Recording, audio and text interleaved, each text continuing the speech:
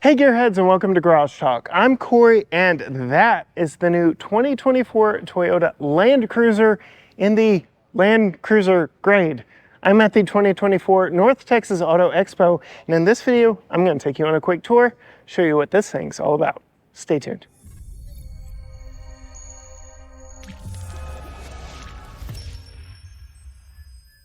Yes, Gearheads, I am at the 2024 North Texas Auto Expo in Dallas, Texas, where Toyota, right outside of their corporate headquarters, has brought us their newest vehicle that I am very excited about. This is the return of the Toyota Land Cruiser and a return to its roots. This is the 2024 Toyota Land Cruiser, and since I have the hood propped up with a prop rod, we'll start with what motivates this. It gets the 2.4 liter turbocharged 4-cylinder iForce Max hybrid powertrain that powers the top trims of the new Tacoma, which we have right over there. Both of those are running the non-hybrid powertrains. Here in the Land Cruiser, to remember, it is making a 326 horsepower and 465 pound-feet of torque. We do get all the off-road goodies in this. It is a four-wheel drive vehicle by default, and we'll get into some of the off-road goodies when we get inside. As we close the hood, I can go ahead and tell you we did review one of these or experience one of these at the Chicago Auto Show, but that was the base Land Cruiser 1958 grade. This is what is for 2024 the mid-grade Land Cruiser trim, if that makes any sense whatsoever. There will be a launch edition that looks a whole lot like this with the triple beam headlights, not the round headlights of the 1958 edition, called the Launch Edition. Only 5,000 models of that Launch Edition will be made for the 2024 model year. And speaking of style, you can see we get a very retro style here that very much recalls Land Cruisers of past. The outgoing, what was it, 250 series was really more of a mall cruiser than it was a Land Cruiser. This thing really is a return to the Land Cruiser's roots. It is built on the same platform as the new Toyota Tacoma, so we know fully boxed frame, body on frame, very rugged sport utility vehicle. Interesting in the lineup because the 4Runner continues on for 2024, and we are hearing rumors that the 2025 version will be all new.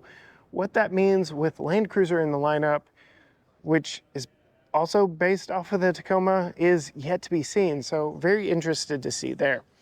Let's talk a little bit about the off-road ability of this one.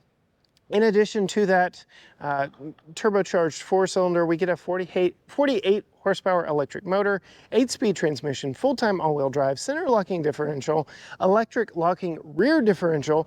You can split torque up to 50-50% between the front and the rear. This is 0.4 inches narrower and 1.2 inches shorter than the outgoing 200 series.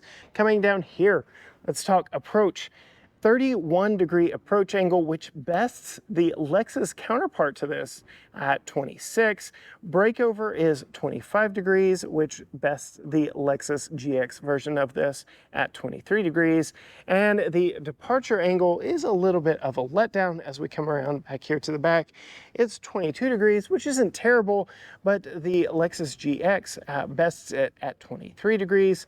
We get 8.7 inches of ground clearance, which is on par with the last 4Runner TRD Pro that we drove.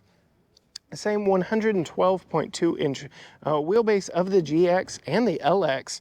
So you will know the GX and LX both offer a third row. And this does have a 6,000 pound maximum tow capacity. The GX with its twin turbo V6 from the Tundra has a 9,000 pound. So just some of the options and differences between this and its Lexus counterpart. Fuel economy is yet to be determined for this engine powertrain combination. Since we are all the way back here at the back, we can talk about what you can expect back here. We have a dual opening tailgate back here. So you have a button right here to open the back glass, which gives you plenty of access here into the rear cargo area. So if you just need to quickly throw a bag in here, you can. I bring up the GX earlier because you can see the interior panels are still borrowed from the GX. So while we don't have a third row, you can see evidence that there is an option for a third row. But we'll go ahead and close that because we also have a power opening rear hatch, which we are at an auto show. So the power opening hatch portion isn't working. I'll go ahead and open it by hand. It is, trust me, a power hatch. You can see the buttons are right there, but this gives you an even better access into the rear cargo area. I'm guessing since this is a hybrid only powertrain that the battery is back here in the back. That is another reason why we don't get a usable third row seat. Even the third row in the GX isn't exactly usable because they are storing the battery back here. So we get a raised platform, a little bit of underfloor storage right here. You could put some jumper cables or something back here. But yeah, I can almost guarantee you this is where the battery resides. And then we've got some more storage back there, which will come in handy when we fold the seats down here in just a little bit. But again, very nice cargo area back here. Very big, very wide. Ceiling mounted AC vents, again, calling back to the fact that you can get a 3-row version of this platform, though this one is not. Let's see, will it actually close? No, it's not gonna close on me. So I'm gonna go ahead and bring it down by hand. I'm not gonna slam it just yet. I'll have the Toyota team look into that. As we come around here to the wheels and tires, you can see we've got some Michelin tires on it here. We got 265/70 R18. So I do appreciate that we haven't done like 20-inch wheels and tires on what is supposed to be an off-road capable vehicle. They aren't the most off-road capable looking tire. So it'll be interesting to see if this is what actually makes it to production. They are an LTX trail tire. There is a fairly aggressive pattern, but I've got no experience with that tire myself. We have running boards on this one, black painted door handles that contrast nicely against this kind of sand paint color. And then as we move inside, very gorgeous interior. You will know if you watched our video from Chicago, we were in the base 1958 trim with cloth. This has got some nice brown leather. I don't know how it works with the exterior color on this one. Sound off in the comments whether or not you like that. But as we move inside, you can see the very rugged looking new steering wheel design. Very different from what we have in Tacoma. We get a full digital gauge cluster versus what we got in that 1958 edition. We get the larger center infotainment screen versus what we saw in that 1958 edition. As we pan around here to the seats, you can see they are very nice. They are leather. They are very soft too. We get two-way lumbar, multi-way positional, and it does look like we've got, yep, thigh extension here without a crumb catcher. So more brands need to do this. So you can extend it. I guess you might get some crumbs in there, but fully extended, all the crumbs will be easily wiped out. So I like that a lot. We're gonna go ahead, climb in here, see what it's like getting inside the new Land Cruiser. Again, full digital screen here. Like Toyota does, we've got a lot of buttons here on the side, fog lights, brights, all your parking buttons. We do have a Parvati blank here, not quite sure what maybe the launch edition gets that this one doesn't, but yeah, brightness control, trailer brake control, because again, 6,000 pounds of towing. There's how you open the hood, power tilt telescoping steering wheel, so I like that. Very nice chunky design. I really like the look of it, looks pretty cool. Really like the big screen here. Heated and ventilated front seats, heated steering wheel, dual zone climate control, dedicated camera button, excuse me, really like that. And some additional power here, Qi wireless charger, not quite sure, I guess just storage right here. 8-speed automatic transmission, electronic parking brake, multi-terrain select, drive crawl mode, different drive modes here. Your locking center diff, locking rear diff, stabilizer bar disconnect, 2-speed or a transfer case for 4 low. No two-wheel drive in this, so you don't have to worry about that. Cup holders front and rear. Center cool box. Don't know that I would option this. It's basically a cooler. You just push that button right there. Definitely cuts down on interior storage space there. Decent size dual level glove box over there.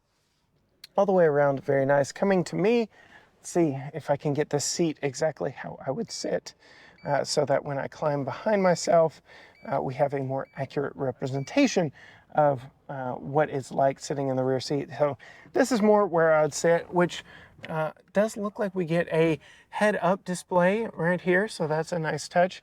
Digital rear view mirror and a manual shade covered standard sized, although large for a standard size, but not panoramic sunroof up front here. All around, very good, nice headroom. Let's move around now to the back and see what the back seat is like. 60-40 split bench rear seat, still leather seating here. You can see we've got latch points underneath a Velcroed cover section here. And these do recline. We've got door handles, leather padding here for you. No built-in shades, mostly because of this design line here that I really like the look of. As we go to this smaller back window, you can see what the profile of it looks like right here. I think it looks really cool. Gives a unique character to this vehicle. But you get a B-pillar mounted handle. Plenty of rear seat space behind myself, 510. Tri-zone climate control, so we have our own climate back here. All the controls right here. Some power back here with USB-C and a cigarette lighter style outlet right there. Really wonder how much longer those are gonna last. Ceiling mounted vents, which I pointed out earlier. A nice cloth headliner, and then looking at me, decent headroom. It does open up a little bit as we get further away from the retractable portion of the sunroof, but less headroom back here than what I had up front because it's a little stadium-like seating. As we look over the front seat, I'm really looking at the back of this fairly large headrest. Fold down center armrest with a couple cup holders, but let's go ahead and pop out now and see here, folding this seat down and forward. Again, signs that yes, you could get a 3-row version of it, and then access to the storage back here, which you're probably not going to be getting from the back in the back, but yeah, you can definitely get to the storage back here. All around, very nice options here. Again, more reasons or examples that this can be offered in a 3-row configuration. But a quick tour of the Land Cruiser, if that makes any sense whatsoever, here at the North Texas Auto Expo. This show is running for 3 days, so if you want to see this, get out this weekend, the end of February, to check this show out. Really like the dual tone roof body color here on this one. If you want to see more from us, hit that subscribe button down below, ring the bell so you're notified every time a new video drops. Find us on all social media platforms, Facebook, Instagram, X, TikTok, Threads, YouTube, everything at GT Garage Talk, or you can go to gtgaragetalk.com. But as for me, at the Toyota booth with the new Land Cruiser from the North Texas Auto Expo, until next time, gearheads.